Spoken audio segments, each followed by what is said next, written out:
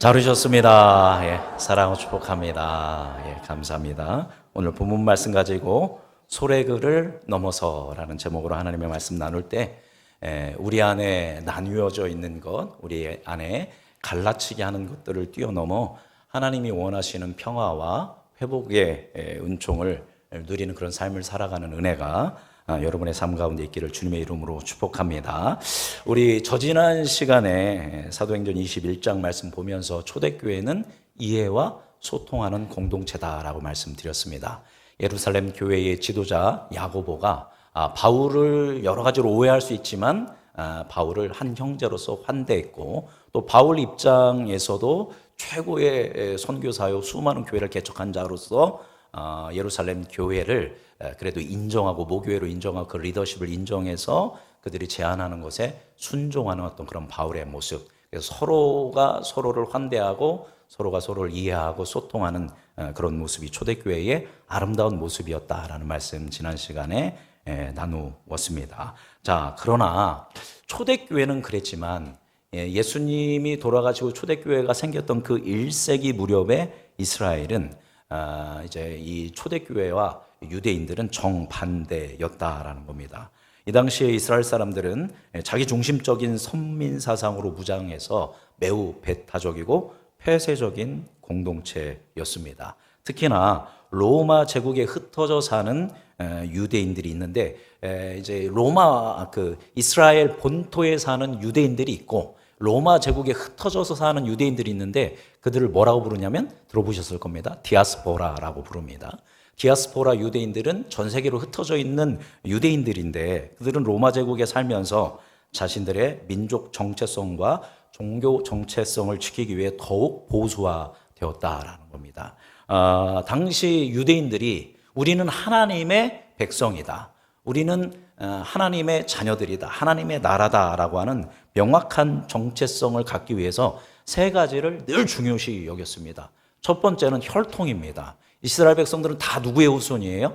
아브라함의 후손입니다. 아브라함이 선택받았기 때문에 우리는 아브라함의 후손으로서 하나님의 백성이다라고 하는 혈통에 대한 자부심이 있었고, 두 번째로는 모세가 하나님으로부터 뭘 받아줬어요? 율법을 갖다 줬습니다. 다른 나라들은 자기들이 법을 만들어서 세우지만 우리의 법은 누가 주신 법이다? 하나님이 주시는 법이다. 이 율법은 누구만 갖고 있다? 우리만 갖고 있다라는 것에 자부심을 가지고 있었고, 또 하나님이 모든 곳에 계시지만 특별히 한 곳에 강력하게 임재 계신데, 거기가 어디입니까? 예루살렘의 성전에 하나님이 임재하고 계시다. 이 세 가지는 바로 유대인들이 어디에 있든 자신들이 중요시 여기며 자부심으로 가지고 있는 것이었습니다. 혈통, 그다음에 율법, 그다음에 성전. 이거 갖고 있는 민족은 누구밖에 없다? 유대인밖에 없다. 현재 유태인이죠. 유대인만이 이것을 가지고 있다라고 하면서 그 정체성을 강화하며 살아가고 있었다라는 겁니다. 이 유대인들이 특히나 디아스포라 유대인들, 전 세계에 흩어져서 살고 있는 유대인들이 이스라엘 본토에 사는 사람들보다 이 세 가지를 더 중요시 여기고 신앙을 더 뜨겁게 가지면서 말씀대로 살기 위해서 애썼습니다. 그들이 이제 오순절이 되어서 어디로 왔을까요? 예루살렘에 딱 왔습니다. 그래서 그 거룩한 성전으로 디아스포라들이 예배드리러 유대인들이 쭉 가는데, 이 성전에 전혀 예상하지 못했던 인물이 한 사람 있는 겁니다. 누구였을까요? 있어서는 안 될 놈이 거기에 있는 거예요. 그 놈이 누굽니까? 사도 바울인 겁니다. 왜 바울이 성전에 있었을까요? 바울이 나는 율법을 존중하고 우리 민족을 존중하는 사람이다 라는 것을 이제 입증하기 위해서 예루살렘 지도자들의 제안에 따라서 4명과 함께 결례를 행하고 있었죠. 그들이 나실인 서약을 끝내고 정결 예식을 하는 4명의 비용도 다 대주고, 자기도 일주일 동안 결례 예식을 다 행하면서 바울이 나는 율법 파괴자가 아니라 율법을 존중하고 유대인들을 존중하고 이 성전을 존중하는 사람이다라는 걸 입증하기 위해서 7일 동안 그 성전을 오가면서 정결례를 치르고 있었습니다. 자, 그런데 21장 27절 같이 읽어보겠습니다. 27절 읽어볼까요? 그 이래가 거의 참에 아시아로부터 온 유대인들이 성전에서 바울을 보고 모든 무리를 충동하여 그를 붙들고, 며칠이 지났어요? 7일이 지났습니다. 그런데 그때 아시아의 대표적인 도시는 어디냐면 에베소입니다. 그죠? 에베소에 있던 유대인들이 성전에서 누굴 본 거예요? 바울을 본 겁니다. 바울이 에베소에서 엄청난 부흥을 일으키지 않았습니까?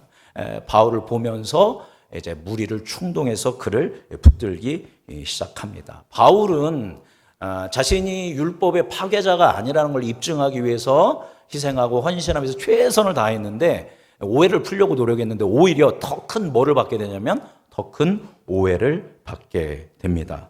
성전에서 바울을 본 디아스포라 유대인들은 바울을 아마 멱살을 잡았을 겁니다. 멱살을 붙들고 이 나쁜 놈이 여기 있냐라고 하면서 그를 끌어내면서 사람들을 선동하기 시작합니다. 자, 28절 같이 읽어보겠습니다. 자, 28절 읽어볼까요?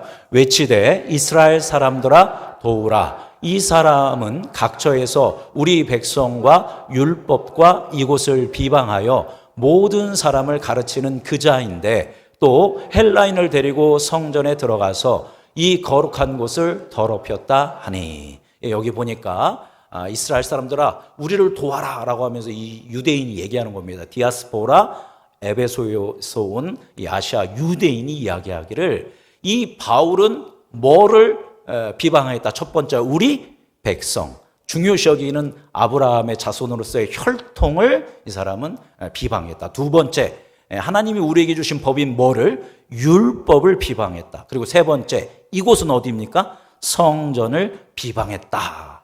그렇게 가르친다라고 얘기합니다. 이거 사실입니까? 거짓입니까? 우리 2주 전에 나눴던 것처럼 거짓입니다. 분명한 명백한 잘못된 왜곡된 소문인데 이 세 가지를 얘기하는 겁니다.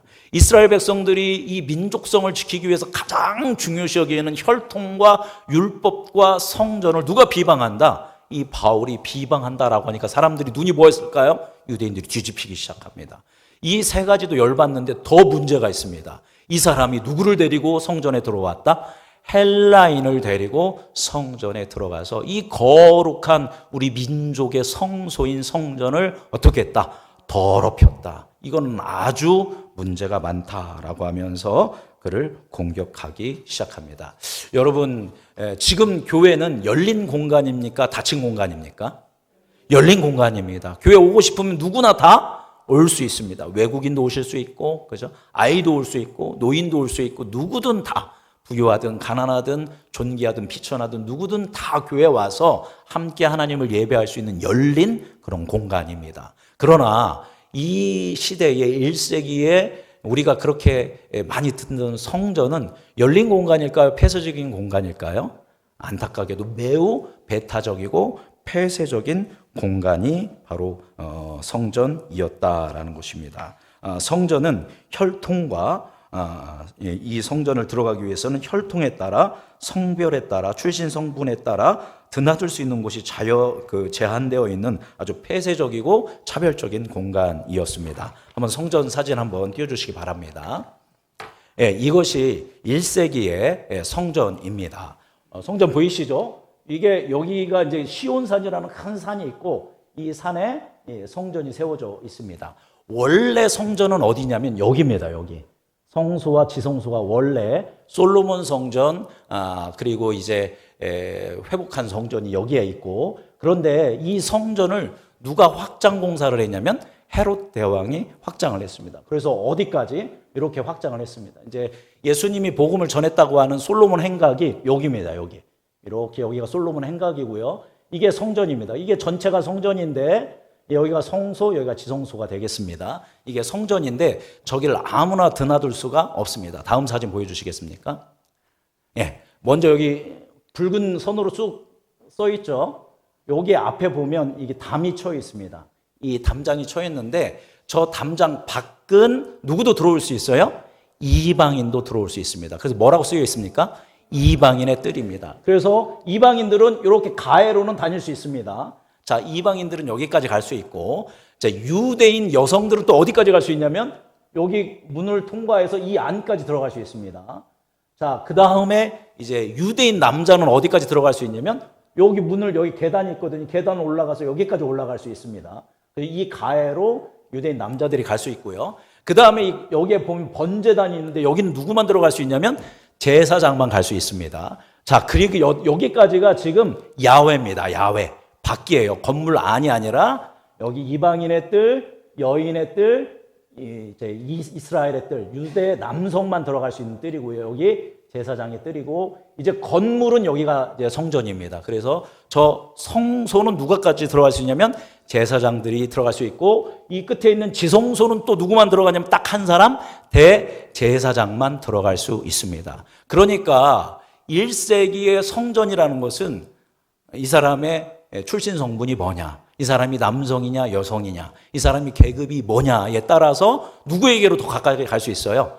하나님의 임재 가운데로 가까이 갈 수가 있습니다. 그러나 출신 성분이 나쁘고 또 이스라엘 백성이 아닌 사람, 또 남성이 아닌 사람 점점점 어디에서 멀어져요? 하나님에게서 점점 멀어지게 되는 이런 동심원 구조입니다. 그래서 중요하고 높은 사람들은 가운데로 모이고, 정말 비천하고 의미 없다라고 하는 사람들은 멀리 가는 그런 구조가 1세기의 구조였다라는 겁니다. 근데 성전이 처음부터 저렇게 만들어진 건 아니었습니다. 근데 이 중에서도 가장 위험한 그 경계가 바로 뭐냐면, 이 빨간 모습 보이죠? 이 빨간 선이 있는데, 이 빨간 선 안에 보면 여기 보이시나요? 이게 담입니다. 담. 빨간 선 안에. 이게 빨간 선은 그냥 제가 표시해 놓은 거고, 요게 경계석입니다. 이게 담인데, 이 담 이름을 뭐라고 쓰여 있습니까? 빨간 글씨로 같이 읽어볼까요? 소래그입니다. 소래그. 장벽인데 저거 높이는 한 요 정도 됩니다. 높이가 이 정도 되고 중간중간이 구멍이 뚫려 있습니다. 그래서 이걸 쭉 저 성전을 쭉 둘러싸고 있는데, 저기는 누구는 들어갈 수 없는데, 저 이 소래그는 누구는 통과할 수 없다? 이방인은 이 소래그를 들어갈 수가 없는 공간입니다. 저 소래그에는 이런 경고문이 붙어 있었다고 합니다. 외국인은 성소와 성전을 둘러싼 이 장벽 내부로 절대 들어올 수 없다. 이를 어기고 붙잡히는 자는 자신이 초래한 결과인 사형을 면치 못할 것이다. 그래서 유대인이 아닌 사람이 저 소래그, 저 장벽, 저 담을 넘어가면 그 즉시 끌어내서 뭐 했다? 사형을 했다라는 겁니다. 이걸 누구도 인정했냐면 당시 이스라엘을 지배하고 있던 로마 제국에서도 저거를 인정해 줘서 로마인들도 함부로 저 소래그를 통과해서 저 성소로 들어가지 않았다라는 것입니다. 저것은 이제 저 소래그를 만든 사람은 누구냐면 바로 헤롯 대왕이 만들었습니다. 저 성소를, 그 성전을 크게 확장 공사를 하면서 이방인이 들어갈 수 없도록 소래그를 쭉 만들어 놓고, 저 소래그로 들어가는 사람은 무조건 이제 이방인이 들어오는 경우 이제 죽이는 그런 법을 만든 것입니다. 철저하게 뭘 하고 있는 겁니까? 사람들을 배타적으로 거절하고 있고, 갈라치게 하고 있고, 존귀한 사람과 비천한 사람을 나누고 있습니다. 자기들의 이 거룩을 지킨다, 저 성소를 거룩하게 지킨다라는 명목 가운데 이 갈라치기를 했던 곳이 바로 저 소래그라는 곳입니다. 자, 다음 사진 한번 보여주시겠습니까? 이게 이제 실사화된 몇 번 보여드렸던 사진인데, 여기 이게 사람입니다. 이 조그만 게. 여기가 뭐의 뜰이에요? 이방인의 뜰입니다. 이 가에는 이방인만 들어가고 이게 소래그입니다. 여기 넘어가면 죽습니다. 자, 그리고 여성들은 여기까지 갈 수 있습니다. 그 다음에 남성들은 여기까지 들어갈 수 있고, 제사장들은 여기까지 들어갈 수 있습니다. 예, 얼마나 좋아요. 여러분은 지금, 그저 남성, 여성, 뭐 할 거 없이 우리 다 함께 이렇게 열린 공항에서 예배하고 있는데, 예전에는, 저렇지 않았다라는 겁니다. 저런, 부분이었습니다. 자, 그런데, 이제 빼주셔도 되겠습니다. 그런데, 바울이 바로 저 소래그를 통과해서 누구를 데리고 갔다? 이방인을 데리고 갔다. 아시아의 에베소의 드로비모라는 사람을 데리고 들어갔다라고 이제 외치면서 이 바울을 공격하기 시작했다라는 것입니다. 그 세 가지를 바울이 공격한 것도 문제인데, 이방인을 데리고 이 장벽을 넘어 성전 안으로 들어갔다는 것은 바울이 유대인의 마지막 자존심인 성전마저 짓밟았다라는 의미였던 것입니다. 자, 그렇다면 왜 바울이 이런 짓을 했을까요? 바울은 예전에 가말리알의 최고의 율법 선생의 제자였고, 또 바울은 스스로도 소래그의 수호자라고 여기는 것처럼 저 장벽을, 저 담을 그 이방인이 절대 넘어오지 못하도록 애썼던 사람이 누구냐면 청년 사울, 나중에 바울이 된 사람인데, 율법의 수호자였던 그 사람이 왜 이런 위험하게 이방인을 데리고 저 소레그를 넘어 성전 안으로 들어갔을까요? 자, 21장 29절 말씀, 사도행전 21장 29절 읽어보겠습니다. 이는 그들이 전에 에베소 사람 드로비모가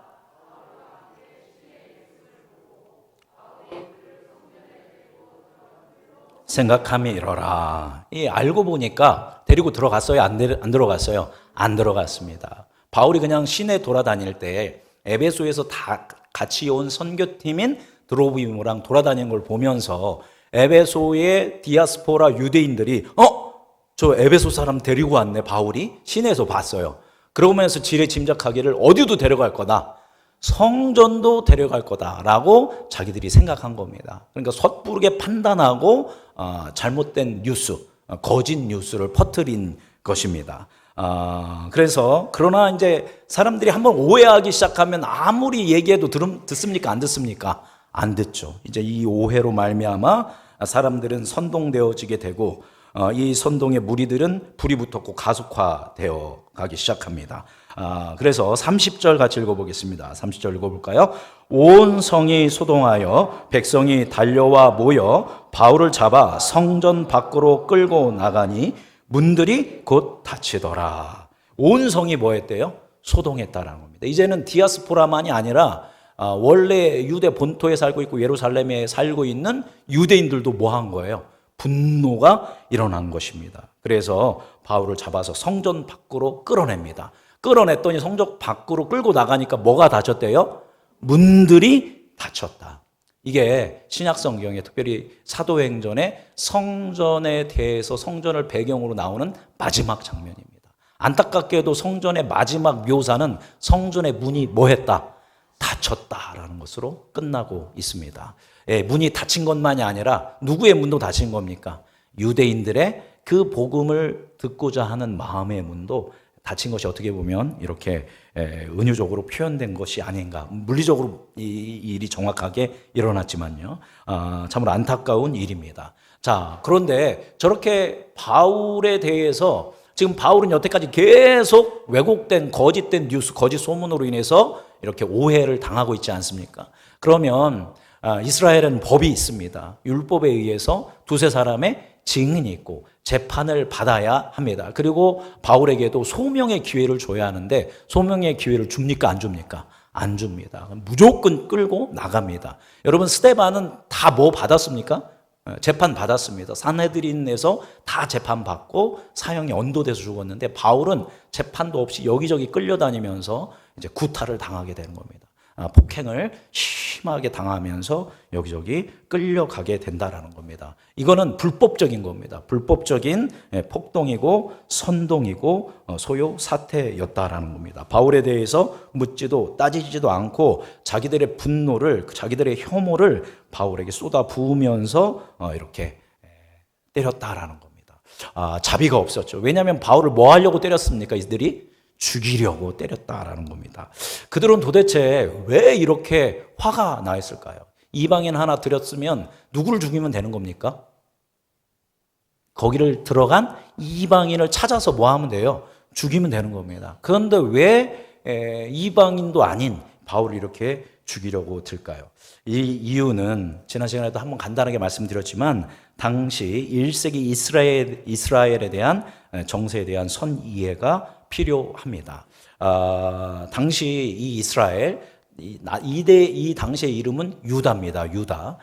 이 유대 이스라엘은 로마 제국으로부터 독립하고자 하는 의지가 굉장히 강력한 때였다라는 것입니다. 그래서 이스라엘 땅 이곳저곳에서 유대 땅 이곳저곳에서 민족 봉기를 일으켰고 이러한 이스라엘 백성들이 독립 봉기를 일으킬 때마다 로마 총독이었던 벨릭스가 과격하게 진압을 했습니다. 피도 눈물도 없이 그렇게 뭔가 이제 그 민족 봉기가 일어난 것은 가감없이 완전히 그냥 전멸시키는 그런 아주 끔찍한 진압을 했습니다. 로마 제국 입장에서는 식민지에서 일어나는 소요에 대해서 민감했는데 많은 식민지 중에서 가장 속을 썩이는 나라가 어느 나라였을까요? 바로 이스라엘이었습니다. 이스라엘은 눌러도 계속 무슨 운동을 해요? 독립운동을 계속 하는 겁니다. 잡초처럼 계속 이스라엘은 로마 제국으로부터 해방되겠다고 계속 그렇게 독립운동을 했다라는 겁니다. 어느 나라 같아요?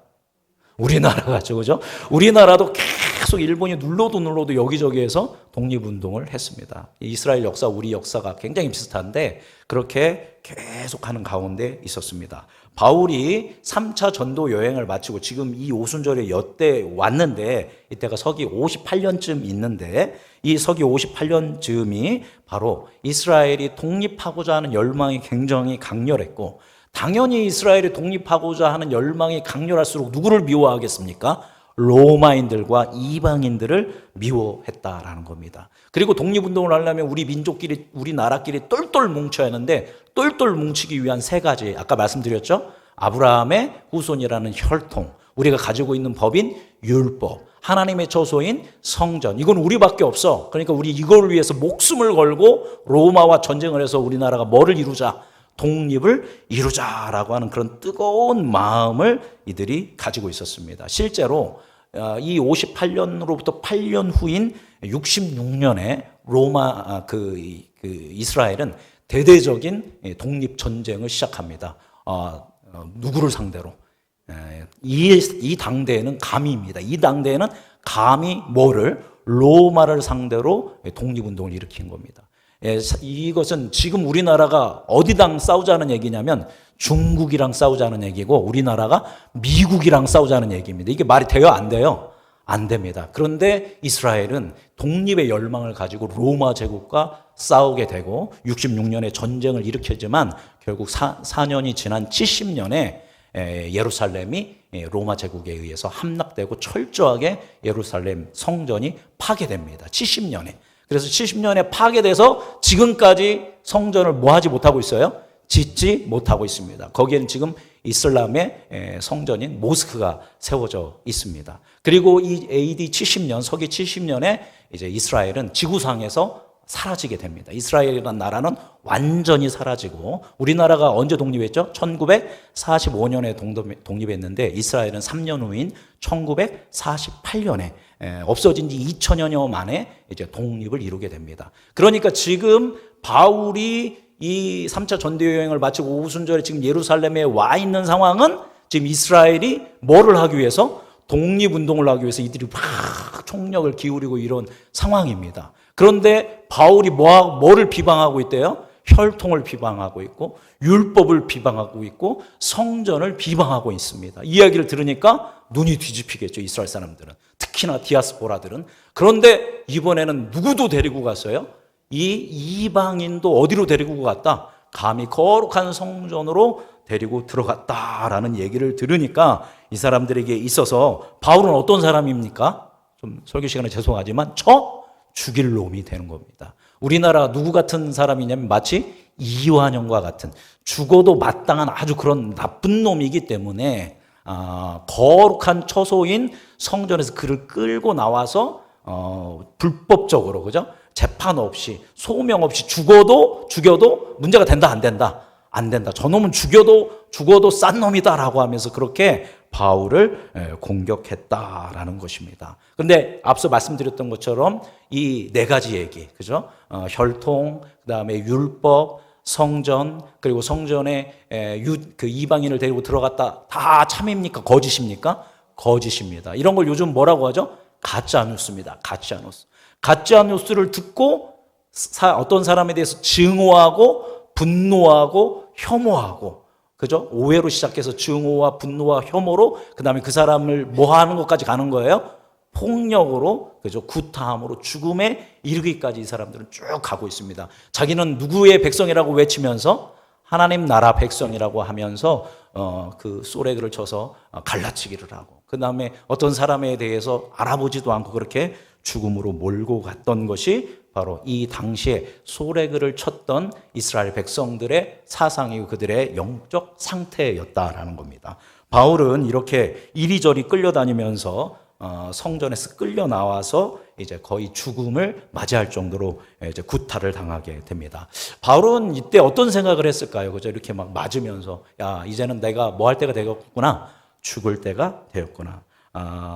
내가 달려갈 길과 주 예수께 받은 사명 곧 하나님의 은혜의 복음을 증언하는 일을 마치려 하면은 나의 생명조차 조금도 귀한 것으로 여기지 아니하노라. 예루살렘으로 가지 말아라, 가지 말아라. 예루살렘으로 가면 결박당하고 고초당하고 죽을 수도 있다. 그런데 바울은 말하지 말아라, 말하지 마라. 나는 뭐 하겠다? 가겠다. 누구의 이름을 위해서? 주 예수의 이름을 위해서 나는 그곳으로 간다. 나의 소명, 사명, 생명을 아끼지 않고 그곳으로 간다라고 했던 그 말들을 생각하면서 주님 때가 됐군요. 이렇게 했을 수도 있습니다. 또 우리가 이제 예상 해볼 수 있는 거니까요. 20년 전 바울이 누구를 죽였습니까? 바로 여기서 스데반을 죽였었습니다. 그죠? 스데반이 죽을 때 드렸던 기도. 하나님, 주님, 나의 영혼을 받아주옵소서. 그리고 자기에게 돌을 던지면서 그렇게 험악하게 돌을 던지고 있는 유대인들. 그 중에는 누가 있었어요? 바울이 있었습니다. 그죠? 그런데 저들은 저들이 하는 일을 알지 못합니다. 라고 그들의 죄를 그들에게 돌리지 마십시오. 그들에게 죄를 돌리지 마십시오. 라고 하고 잠을 잡니다. 그걸 누가 들었겠습니까? 바울이 들었죠. 스데반이 그때 그렇게 기도했던 게 이런 의미구나. 아마 그러면서 내 영혼을 받아달라고 하면서 저들의 죄를 그들에게 돌리지 말라고 또 그렇게 기도했을 수도 있습니다. 그래서 이제 맞아 죽을 정도가 될 때, 근데 죽었어요, 안 죽었어요? 감사하게도 바울은 목숨을 부지하게 됩니다. 바울을 누가 살렸을까요? 유대인들이 살렸을까요? 아니면 초대교회 성도들이 막 야고보가 와서 살렸을까요? 놀랍게도 요때 초대교회 성도들이 한 명도 없습니다. 그죠? 요때 바울을 살려준 사람이 누구냐? 바로 로마의 군인들이 바울을 구출하게 됩니다. 우리 31절 말씀 같이 읽어보겠습니다. 그들이 그를 죽이려 할 때에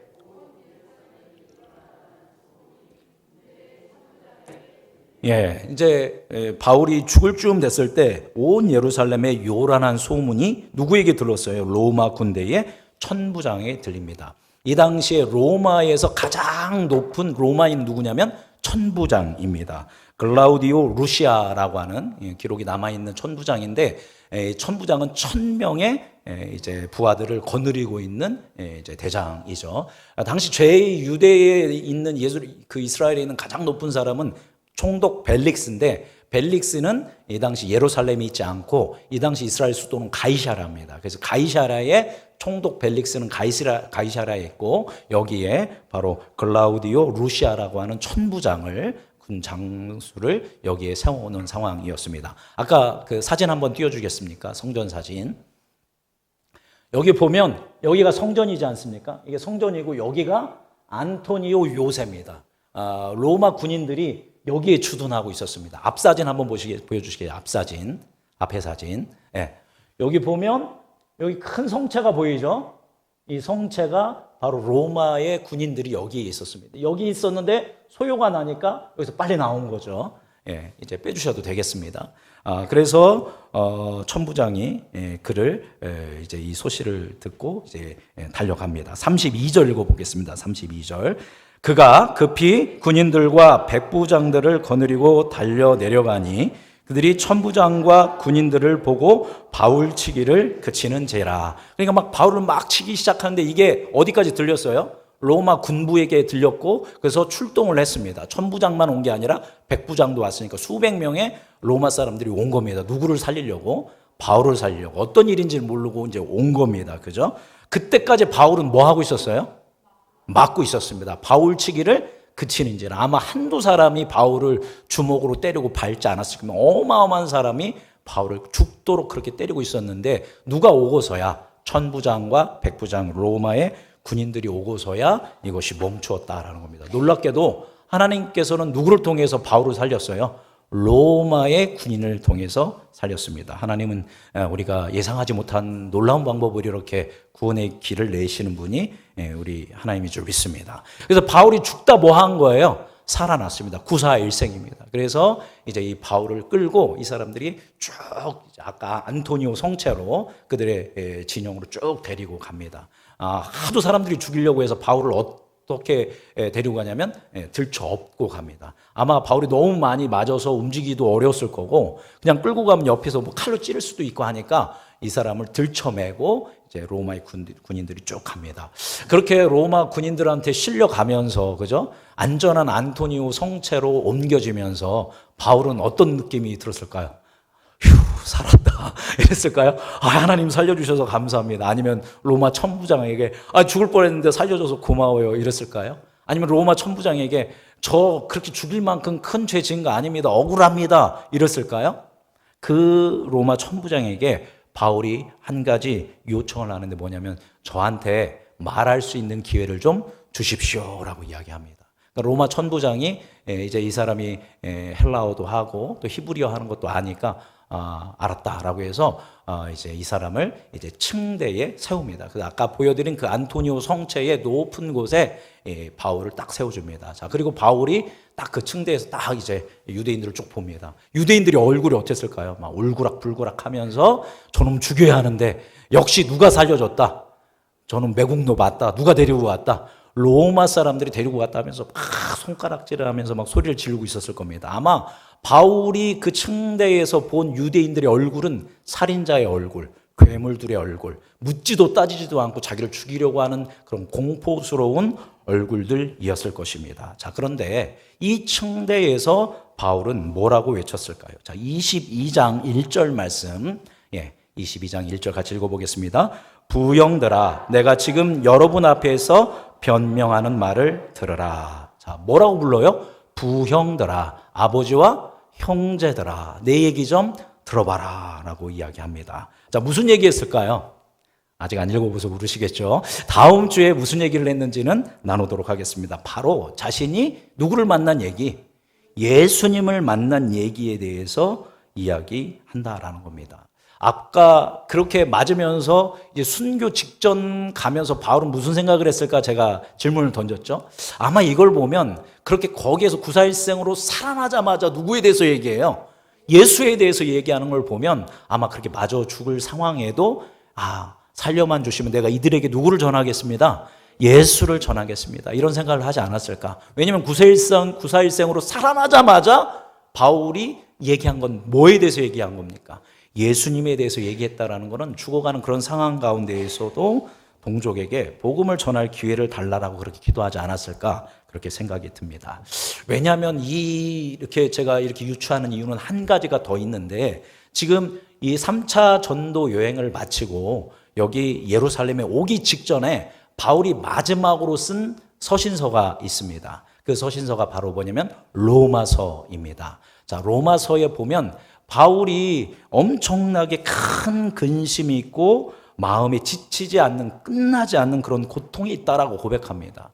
좀 말이 안 맞지 않습니까? 예수 그리스도 안에서 자족하고 선교를 통해 수많은 교회를 세우고 죽어가는 사람들을 살리는 이런 좋은 역할을 했으니까 뿌듯하고 기쁘고 감사하고 자족하는 마음이 가득해야 하는데 로마서 9장 1절 보면 바울이 자기의 마음 가운데 큰 근심과 그치지 않는 고통이 있다. 이거는 성령도 아신다라고 얘기합니다. 무슨 고통이 이런 고통이 있었냐면 제가 읽어드리겠습니다. 9장 3절 나의 형제 곧 고륙의 친척을 위하여 내 자신이 저주를 받아 그리스도에게서 끊어질지라도 원하는 바로라. 무슨 말이냐면 지금 자신이 하나님의 생명책에 지워지더라도 꼭 이건 하나님께서 이루어졌으면 좋겠는데 그게 바로 뭐냐면 나의 형제 곧 고륙 친척. 누굴 얘기하는 겁니까? 이스라엘 사람들, 유대인들이 제발 뭐 받게 하여 주옵소서? 구원받게 하여 주옵소서. 나의 이름이 만약에 지워지고 이스라엘 백성들이 다 구원받을 수 있다면 나의 이름이 생명책에서 지워져도 좋습니다. 그러더라도 유대인들이 구원받게 하여 달라고 이렇게 로마서에 기록하고 있는 겁니다. 어디 오기 직전에 예루살렘에 오기 직전에 쓴 게 로마서인데 그런데 그때 오면서 예루살렘에 오면서 사람들은 다 뭐 하라고 했어요? 가지 마라, 가지 마라, 가지 마라. 근데 바울은 뭐 하겠다? 가겠다. 누구를 향해서? 동족 이스라엘 백성들을 향해서, 유대인을 향해서, 예루살렘으로 향해서 가겠다라고 그가 그렇게 결정한 데는 이 사람이 이방인의 사도임에도 불구하고, 이방인의 사도이니까 가는 곳마다 이방인들이 예수님을 믿고 교회가 세워지는데 어디는 도대체 듣지를 않는 거예요. 그 흩어져 있는 유대인들은 전혀 듣지를 않으니까 막 마음의 아픔과 슬픔과 고통 가운데 하나님께 간절하게 중보 기도를 했던 겁니다. 그래서 예루살렘에 복음을 전하러 왔는데, 그죠? 오해를 풀려고 했는데 그 유대인들이 자기를 뭐 하려고 하고 있어요? 죽이려고 하고 있는 겁니다. 그죠? 그런데 바울에게는 이때 자신이 이렇게 붙잡혀서 자기를 붙잡고 자기를 치고 찢어 죽이려고 했던 유대인의 모습, 그렇게 나를 죽이려고 하는 모습은 아마 괴물의 모습으로 보이고 원수의 모습으로 보였을 거예요. 그죠? 나를 죽이려고 든다면. 그러나 바울은 지금 자기를 때리고 있고 자기를 찢으려고 하고 있고 자기를 죽이려고 하고 있는 그 동족 이스라엘 유대인들의 얼굴이 뭘로 보였대요? 부형으로 보였다는 겁니다. 이들은 나의 원수, 괴물과 같은 존재가 아니라 나를 죽이는 이들은 나의 뭐다? 아버지다. 나의 형제다. 그리고 20년 전 똑같은 얼굴로 스데반을 죽이려고 했던 누구의 모습이다? 나의 모습이다. 근데 지금 바울은 누구의 사람이 됐어요? 예수 그리스도의 사람이 되어서 구원을 누리는데, 이 사람들도 이 괴물과 같이 원수와 같은 얼굴로 오지만 이들은 나의 형제고 나와 같은 이들도 역시 내가 구원받은 것처럼 뭐 받을 사람들이다? 구원받을 사람이다라는 마음으로 이 모든 것들을 견뎌냈다라는 것입니다. 이게 누구의 정신입니까? 바울의 정신이 아니에요. 바울은 원래 소래글을 치는, 장벽을 치는 사람이었는데 누구의 정신을 따라간 거예요? 예수 그리스도의 정신을 따라간 겁니다. 십자가에서 이방인과 유대인의 소래글을 담을 헐어버린 분이 예수님입니다. 십자가에서 나와 타인의 관계에 있는 모든 소래글을 허물어버린 분이 누구예요? 예수님인 겁니다. 그러니까 바울 입장에서는 나를 죽이려고 하니까 나를 죽이려는 사람과 나 사이에 담장인 뭐를 칠 수 있어요? 소래글을 칠 수 있는데 그것을 뛰어넘어서 그들을 보자마자 가장 먼저 그들에게 왜 나를 죽이려고 하냐 하면서 막 불평한 게 아니라, 화난 게 아니라 오히려 자기가 만난 누구를 전했다? 예수 그리스도를 증언했다라는 것입니다. 바로 그렇기에 이 바울은 거짓 뉴스에 속아서 증오와 분노와 혐오로 자신을 죽이려고 했던 사람들마저 예수님처럼 뭐 할 수 있었다? 품을 수 있었다라는 것이고, 이것이 바로 누구의 길입니까? 예수 그리스도의 길이다라는 겁니다. 편견과 증오와 혐오를 넘어 복음으로 사랑과 회복과 치유와 하나됨을 이루는 길이 누구의 길이다? 바로 그리스도의 길인 줄 믿습니다. 이 시대를 살아가고 있는데 지금은 소래그가 있을까요? 없을까요? 마치 없는 것 같죠, 그죠? 누구든 우리 교회 오고 싶으면 올 수 있고, 우리가 한 형제 한 자매로 잘 지낸 것 같고 있지만 여전히 우리는 가짜 뉴스에 때로 속아서, 그죠? 공동체와 공동체 간에, 민족과 민족 간에, 한 민족 간에 계속 뭐를 하고 있어요? 갈라치기를 하고 있습니다. 정치적 이념으로, 또 성별로, 또 세대 간의 갈등으로 사탄은 여러 가지로 우리를 갈라치게 합니다.